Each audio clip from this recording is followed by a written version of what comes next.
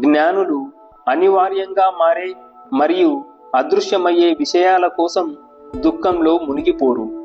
జీవితం చేదు విషయాలతో నిండి ఉందని ఎప్పుడూ ఏడుస్తూ ఫిర్యాదు చేసేవారు తమ మనసుల సంకుచితత్వాన్ని వెల్లడిస్తారు. దేవుని స్పృహలో అన్ని ప్రాపంచిక విషయాలు అల్పమైనవి, ఎందుకంటే అవి శాశ్వతమైనవి కావు. వారు మర్త్య జీవితానికి పర్యాయపదంగా ఉన్న అశాంతిని అధిగమిస్తారు మరియు శరీరంతో గుర్తింపు నుండి స్వేచ్ఛతో పాటు వచ్చే పూర్తి ప్రశాంతతను లేదా నిశ్శబ్దాన్ని స్పృహతో అనుభవిస్తారు.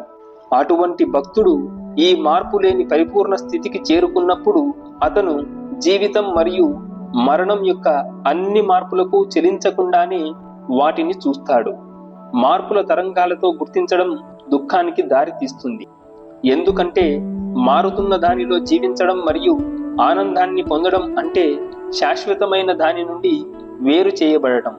కాబట్టి జ్ఞానులు సుఖ దుఃఖాల అలల ఒడిదుడుకులలో కూరుకుపోరు.